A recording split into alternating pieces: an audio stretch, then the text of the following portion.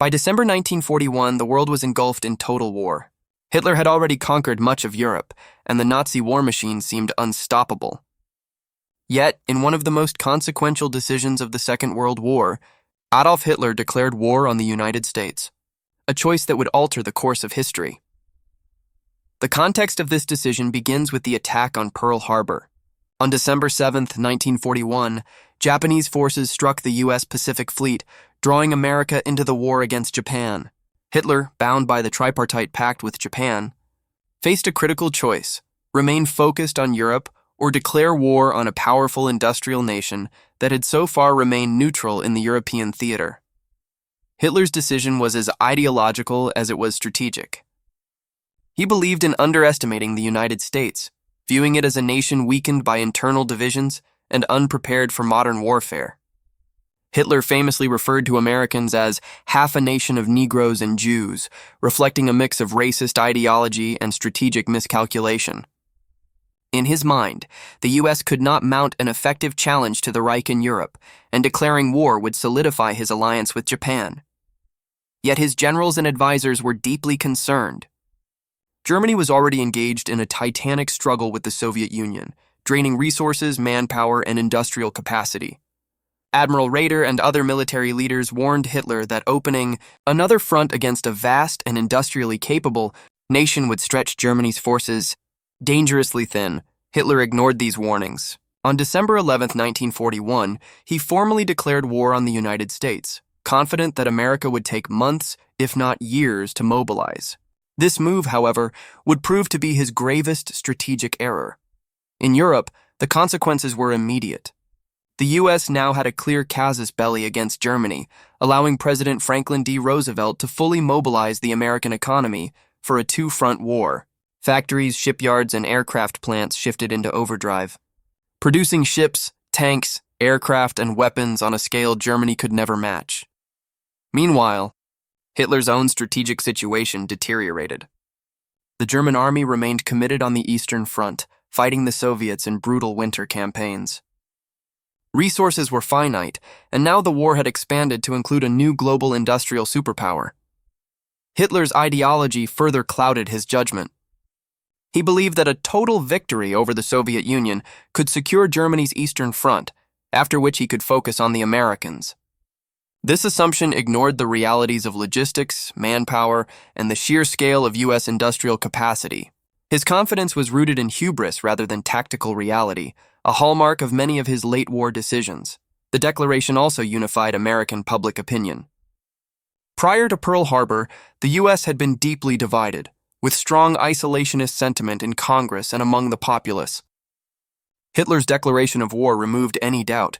Germany was now America's enemy, alongside Japan.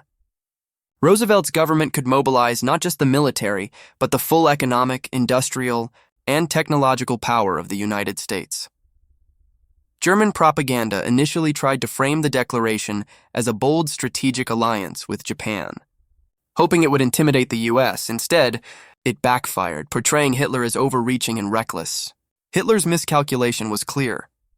He had expanded the war to include a nation whose industrial and military capacity far outmatched Germany's ability to respond. Hitler's generals, meanwhile, attempted to adjust strategy. U-boat campaigns in the Atlantic intensified to disrupt American shipping. But these efforts were never enough to counteract the sheer volume of American convoys, weapon shipments, and troops crossing the ocean.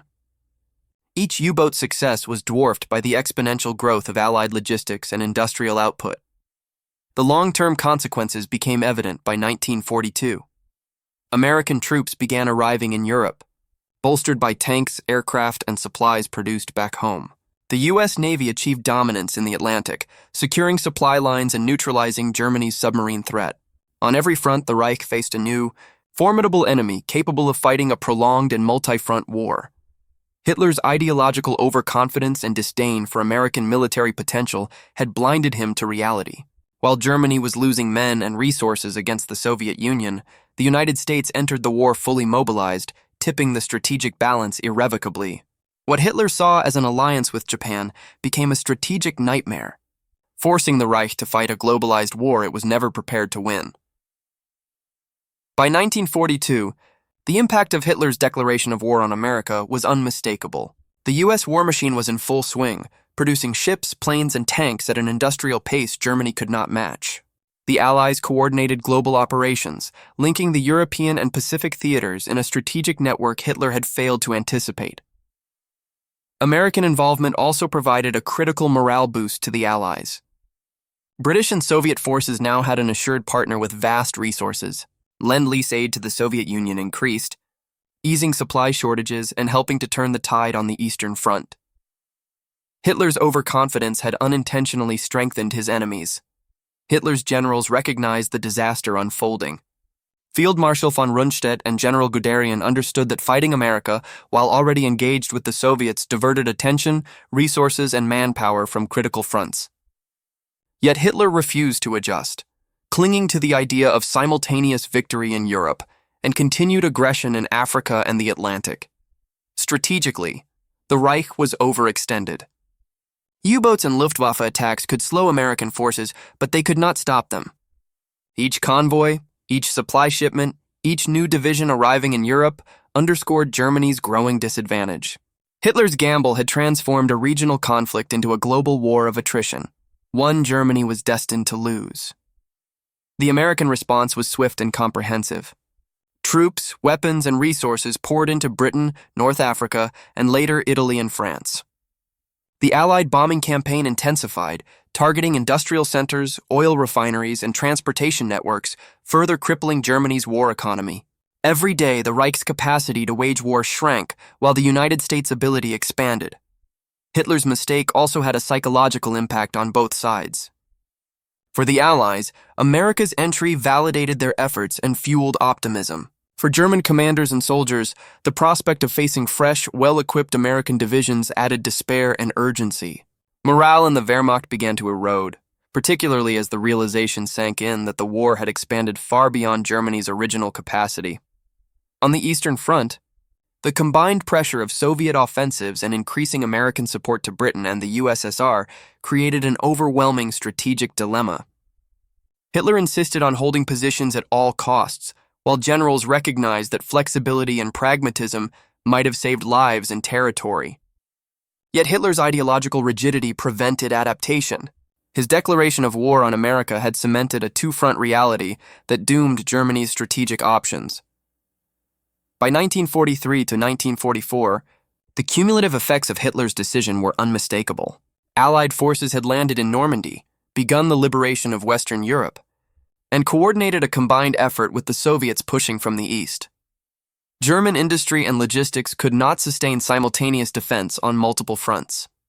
The Reich was collapsing under the weight of Hitler's own strategic miscalculation. Even U-boat campaigns in the Atlantic, once a source of hope for German admirals, proved insufficient. American convoys, escorted and reinforced, maintained supply lines with increasing efficiency. Hitler's insistence on aggressive submarine warfare failed to counterbalance the overwhelming tide of American industrial power. Ultimately, Hitler's declaration of war on the United States marked a turning point in WW2. What had begun as a conflict in Europe expanded into a global confrontation. The U.S., fully mobilized and motivated, joined the Allied effort to overwhelm Germany and its Axis partners, sealing the fate of the Third Reich. This decision is remembered as Hitler's largest strategic blunder, an ideological choice, fueled by arrogance and racial prejudice that accelerated the downfall of Nazi Germany. By bringing the industrial and military might of the United States into the European theater, Hitler had ensured a war he could not win.